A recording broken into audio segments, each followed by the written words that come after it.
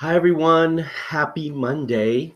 Welcome to PCOS week. This is day one of PCOS week, and I am excited to be here with all of you and really be able to share and impart all this amazing information with all of you.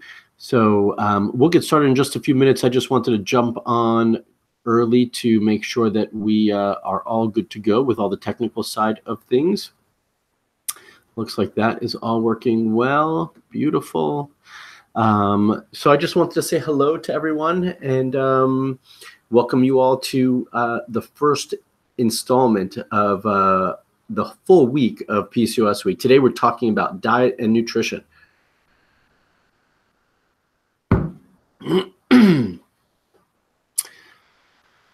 All right, so as you join, just say hello.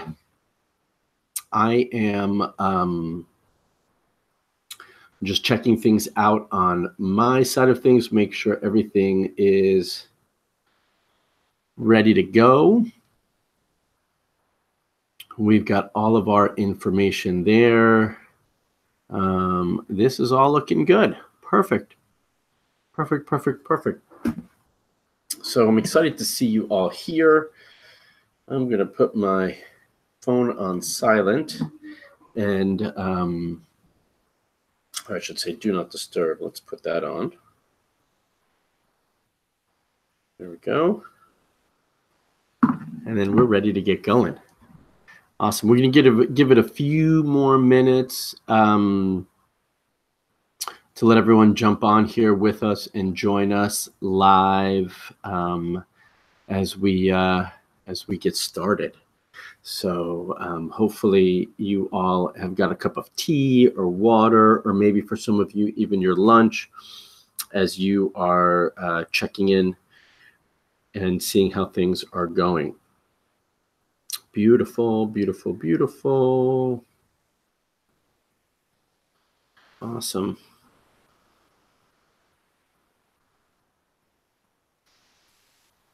Okay. I did post a comment in the comment section of the chat, and hopefully you can see it there with the link to the masterclass, which is going to be on Saturday morning. So I put that there because if you haven't registered for the masterclass, that is not going to be done in this format, and so you will need a separate link for that. To get that and the replay. So please make sure you register for the masterclass if you haven't, and if you are interested in it, then certainly go ahead and do that. But we're going to give everyone a little bit of time to join in and get started. It's now noon. I'll give you just another minute or so and let everyone join in.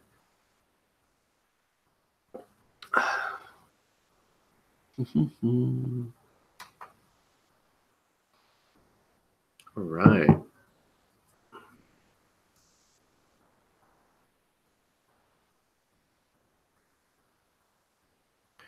Beautiful. I've got a presentation, so it's going to be a hybrid of me talking and a presentation for all of you. So we'll do a little mix of that as we go. All right. I'm just going to test it out from one other avenue here. Give me one moment, everybody, just to make sure it's all live and looking good.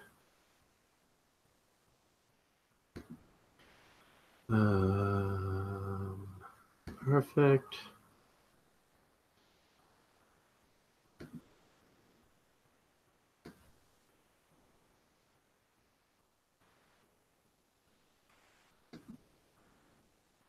Give me 1 second. I'm just making sure and testing everything out. Beautiful. We are good to go there. Awesome. Beautiful, beautiful. Give me 1 second. I'm just making sure I'm testing everything. I could hear me in multiple ways. Okay, here we are. Beautiful. Okay, so as everyone's joining, if you are joining late, then just jump on in. You'll be able to watch the replay. This is day one of PCOS week. This is National Infertility Awareness Week, and in honor of National Fertility Awareness Week, I wanted to focus on one specific condition, and I picked PCOS because it is the biggest, most common condition that we see. And often there's a lot of confusion and difficulty in terms of managing it.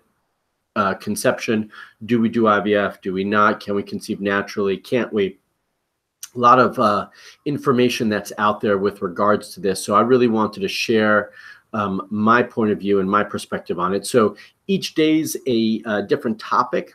My goal is to keep this information packed and focused and condensed to no more than 30 minutes, possibly less depending on what we're discussing. So today we're talking about nutrition. I'm going to share my screen with all of you. Give me one moment to get it up. There it is. And now I'm going to share my screen, and then we're going to get going. All right. Share. Awesome. And I've got to change my view here to full screen. Beautiful. It's a beautiful picture, isn't it? It makes me want to just dig on in. These are the types of beautiful meals that I'd love to see, with the exception of those little pastries at the bottom there. But I do like that fruit bowl. So just a couple of statistics. So 50% of women with PCOS will develop type 2 diabetes or pre-diabetes before the age of 40. This for me is a really overwhelming statistic because it shows two things. One is what can happen to women who don't manage their PCOS properly, and the severity of the condition. I think often we just don't discuss the long-term effects of PCOS, and we get focused on just the reproductive fertility side of things. And managing PCOS definitely goes beyond just the fertility side of things, but this is usually when it comes to the forefront. And so it's important to recognize all aspects of it. When you have PCOS, it's common to have a higher than normal insulin level, excuse me. So this is common. Now, do I see this in all my PCOS patients? No, but I do think this is common to see and something that we need to be aware of.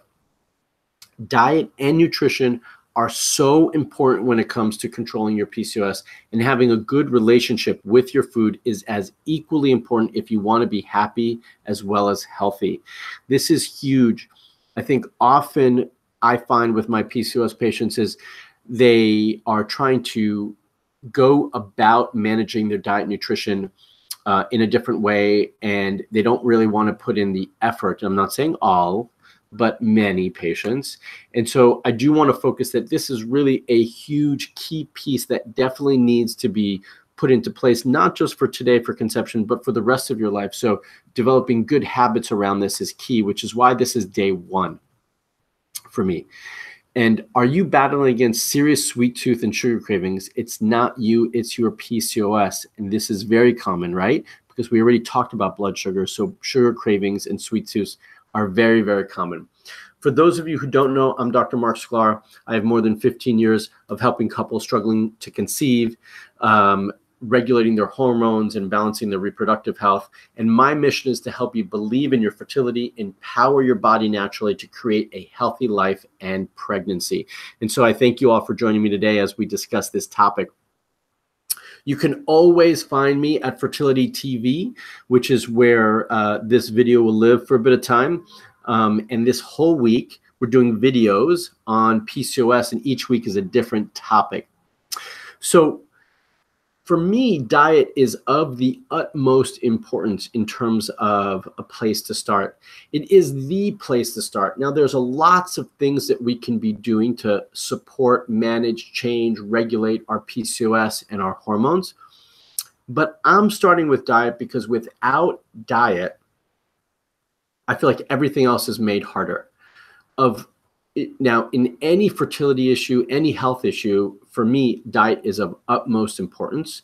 PCOS or anything having to do with insulin and blood sugar, you can't talk about the condition and treating it properly if you're not talking about diet and nutrition with it. So that's why I'm starting here. And it's a simple question. Do you know what to eat with when you have PCOS? I try to simplify it for patients, but I talked about this earlier. I've got a group support program that I talk about and we meet that I talk with and meet with twice a month. And this morning was actually one of our calls. And today I talked about diet as well.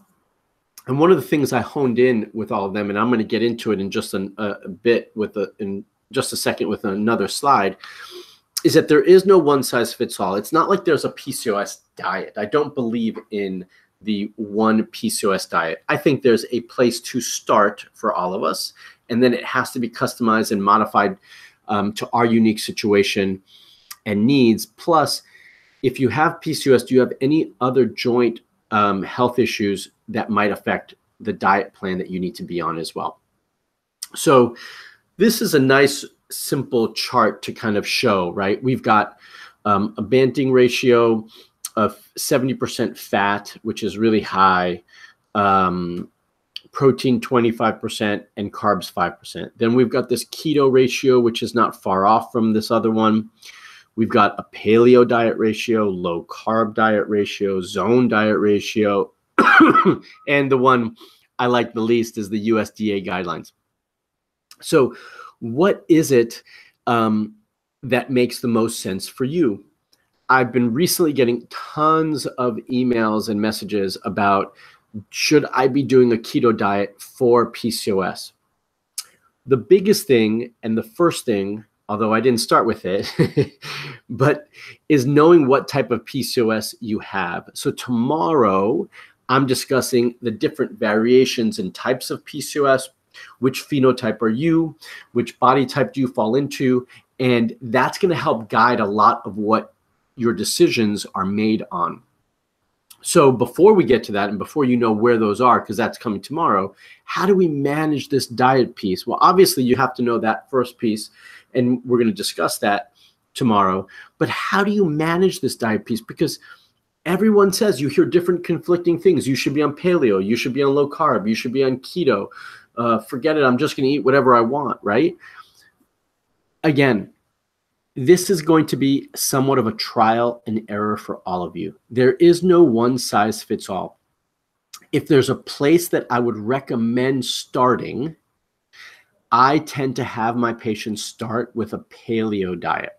This one right here, or something close to it. And when you see my numbers later, or you can even do maybe this zone diet, but I don't like this percentages. Like I prefer 25 to 30% carbs, and then 30% protein, and then the fat and so forth. So like it's going to be a little bit different.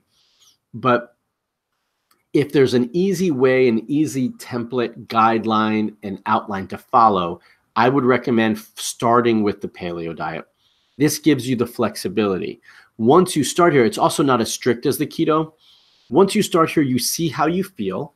You see how your body feels, what symptoms are changing, and you've got to do this for a good 4-6 weeks, maybe more, before you can start to massage it. You might know after 4 weeks, well, this is not quite right. How do I manipulate this or tweak it to adjust for my needs? And that's when you're going to start to play with. In general, I wouldn't recommend going above 30% carbs. So I think you can kind of go a little bit in that direction if you want to. You can also start to go down and decrease your percentage of carbs and see where that falls, and then start to increase your protein and your fat and see how you balance those things out for yourself. But you've got to see what works best for you as an individual. If you've got an atypical PCOS pattern, a keto diet might not be the place to go for you. But if you've got a typical textbook PCOS pattern, keto diet might be fine of a place to go. Or in your specific case, you might need more carbs than those 5%, right? So we've got to find the sweet spot for you. And I don't want you to get caught up in the fact that it has to be one way. These are outlines, and we've got to make these outlines work for you specifically. Next slide. Let's see here. So this is my, I've got a program, a PCOS program, and in it, this is my guideline for how I recommend patients start. But again, even there, you have to customize it for yourself. But you could see here, I've got 30% protein, 40% fat, and 30% carbs, right? So we're having a different balance here. This is my food pyramid versus like the standard American diet food pyramid, which is totally upside down and reverse. You've got to look at this a little bit differently, and we're focused heavily on fat, veggies, protein, fruits and veggies. So these are all the different things. There's some bone broth right here at the bottom, some fermented foods at the bottom. So you need to have some customization for yourself as you're going through and creating your specific plan. Now, some of us might need a little bit more guidance and personalization, and you might need a professional to help you. That's where you might reach out to a nutritionist, myself, one of my team members, whatever it is. You might find that you need someone from the outside looking in to really kind of guide you a little bit, at least to get you started and moving in the right direction as you're making these changes and modifications to your diet. But this is where I start. If you join me for the masterclass, and you've got to register for that separately because it won't be in this platform. That masterclass is the culmination of PCOS week, which will be this coming Saturday morning, 8:30 Pacific time. Then that's where I'm going to share a more specific meal plan with you and a lot more details that I touch on throughout the week in that masterclass if you join me there. So tip number one, and this is really, really important, and this is why it's tip number one, is you've got to be able to track your food intake. So using an app like MyFitnessPal to help you keep track of your food intake is going to be really important. You're not dieting to lose weight, you're eating right for your health, but it's important to be able to put in these foods so you can get these percentages right here on the sides, and you can see how much fat am I eating, how much carbs, how much protein. And so you can start to see how you can adjust and tweak your diet plan. Tracking is essential. If you're just eating and then going off of your memory, you're not going to remember everything properly. Plus, a beautiful app like this also already has all those percentages in there for the types of food. And it's going to be able to break it down much faster for you than if you were to try to track it on your own. Really easy. Just download the app and start to input everything from there. It does take some adjusting and getting used to put in everything into the app, but it's really, really useful tool. Good carbs and bad carbs. So this slide I've found in a lot of different places. I didn't want to recreate it because it's awesome as it is. And I got this from beatcancer.org. But you've got good carbs versus bad carbs. Why does this matter to me? There have been many mixed opinions on the use of carbohydrates in diets. Some diet plans highly recommend them. Others say that they should be avoided altogether. So what is the right answer? The answer is not entirely black and white, which is why I like this quote. There are good and bad carbs, as we'll explain. So these are foods that contain carbs. That's the first thing. Is often I get questions from patients is, well, what is a carb and where does it come from, right? So we've got breads and cereals, grains, rice, pastas, nuts and seeds, fruits and vegetables. Yes, fruits and vegetables. This is the one everyone's always surprised with. Have carbs, milk and dairy, drinks do like juices and sodas, and then candy and desserts. Sugars are carbs. Keep that as a just thought for yourself. Now, we've got complex carbs, which are the good carbs, and we've got simple carbs, which are the bad carbs. This is really, really important because this is where everybody gets mixed up and where they don't quite understand it so cleanly. But if you're just looking at things, right, more complex carbs are going to be the grain, carbs that come from grains, vegetables, and fruit. And the simple carbs are junk, candy and desserts, sugared cereals, sodas and sugary drinks, and then refined breads. So as a kind of breakdown, complex carbohydrates are the healthy or recommended types of carbs. The chemical structure of these types of carbs means that our bodies have to work harder to digest them, and that energy is released over a longer period of time, right? And these are found in the more natural state. Unlike simple carbs, as you can see here, right, these are the ones that all been manufactured or refined in some way. Unlike the complex carbs, simple carbs are digested quickly into our body, so it causes our blood sugar to spike, which is what we don't really want. So complex carbs are a good source of fiber and nutrients. They're low on the glycemic index, which we'll talk a little bit more about in just a second. You feel fuller, yet with less calories, and they kickstart your metabolism naturally, which is awesome. The simple carbs, again, which we don't want, are a poor source of fiber and nutrients. They're high in the glycemic index. Unused carbs are stored as fat, and they don't curb your hunger, right? So does it mean that there are some fruits that aren't high on the glycemic index? That's not necessarily true. There are fruits that are high on the glycemic index, but in the grand scheme of things, they're not as high as some of these things. So they're higher, but not high. So the truth about carbs is, in general, let's keep it simple. Let's avoid sugar, refined sugars, and let's choose low glycemic foods. Sometimes for my patients, if they're having a really hard time, then we're going to have to control the fruit intake as well. But you can see, if you're eating healthy blood sugar, if you're eating healthy and having complex carbs, your blood sugar is going to be nice and balanced throughout this middle, right? Throughout the day. So some fluctuation, but pretty minimal. If you're eating the simple carbs and you get all these, because they're digested much faster, you get all these spikes. So you've got this highs and then you've got these lows, which is what we're trying to avoid.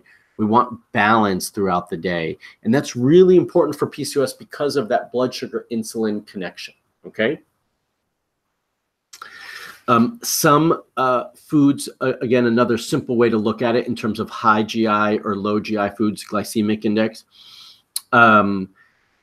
you can see right there, chips, biscuits, cakes, ice cream, dates, some jasmine rice, potatoes, processed foods, white breads. And then on the bottom, you've got basmati rice, vegetables, lentils, pasta, depending on what it's made from, whole grain bread, oats, oranges. I wouldn't say those are the only fruits, but in general, right? So, and you can get a whole more comprehensive list. You can do a simple search online for high glycemic and low glycemic foods, and really use that as a template of how to choose which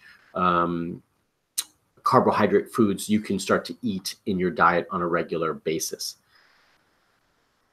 The tip number 2, again, which we've talked about, I mentioned it before, is really avoiding the sugar, the carbs I mentioned on the last slide, and processed foods. We want to eat as clean and as healthy as possible, which means eating, avoiding the junk. And that means you've got to cook fresh foods. It means you've got to work a little bit harder. You've got to spend a little bit more time with your preparation, with your meals, with your effort to plan a meal and to cook. So it's not just about reducing certain foods and incorporating other foods. It's also going to be about making the right choices. So when you go food shopping, it's shopping around the perimeter of the grocery store, less in the aisles that have all the packaged foods, and trying to eat as fresh and cooking fresh foods as much as possible versus pre-made packaged meals. Okay, no, it's not a standard for everyone or for every type of packaged food, but in general, that's the way we want to go. And then tip 3, this is possibly my favorite tip, which is plan, prep, and cook. So you've got to plan out your week. You've got to plan out your day. I had this conversation last week with a patient. If we don't plan, and she knows, she's a previous patient of mine, she knows exactly what she needs to do, but she wasn't planning and prepping. So you've got to write out what you want your meals to look like. You've got 21 meals in the week, breakfast, lunch, and dinner. Write them out. Make it easy for yourself. What are your options for breakfast? What are your options for lunch? What are your options for dinner? Map out those, then write down the list of what you need to make those meals successful. So this is basically your shopping list. Once you've got your shopping list, you're going to take that list. That's what you're going shopping for at the store. You don't get anything that's not on that list, or else you start to stray. Then once you've got that, you come home. Now you prep.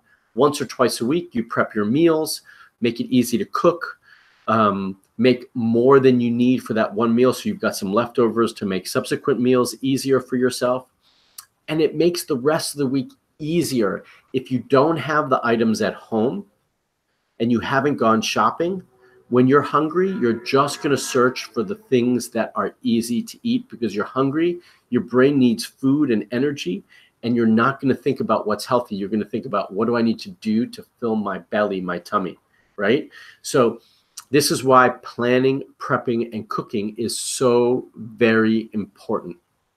I'm going to give you a sample meal plan on Saturday in my masterclass, which is why I want you to register for that, amongst other things, because we're going to talk about a lot of things in that class. But I'm going to give you a sample meal plan that comes from my PCOS course, which you can then take and create your shopping list, go shopping for, and then start cooking. And so this is why planning, prepping, and cooking are so important. All those other things I talked about earlier in this presentation, they're extremely important too, but they all come back to the planning, prepping, and cooking, because that's what you're basing everything off of. So you got to be prepared to be successful. No one walks into a marathon, I should say, maybe someone does, I don't know, not me, walks into a marathon and just runs it without practice and preparation, right? It's the same thing for this. To be successful, we need to plan, prep. And this is going to be harder for you in the beginning when you're just starting out and making these changes than it will be in the future. As you move in the future and this becomes second nature, going food shopping will be faster, preparing will be faster, prepping will be easier. All of these things, the planning, prepping, and cooking will be much easier for you, but that takes some time. So hopefully all of you can join me for my masterclass. I am going to come off of this sharing screen, and I'm going to come back to all of you right here.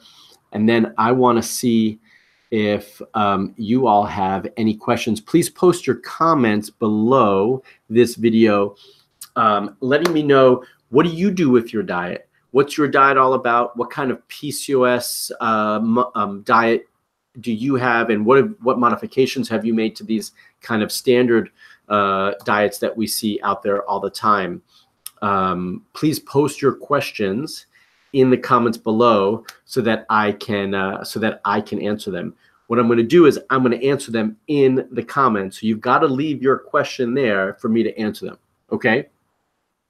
I'm also going to put in the link to join me for the masterclass, but I'm going to say it right now. If you want to join me for the masterclass, it's marksklar.com/masterclass. That's Saturday, 8:30 a.m. Pacific, where I'm going to give you a meal plan, and then I'm going to give you other useful tools that I'll talk about the rest of the week.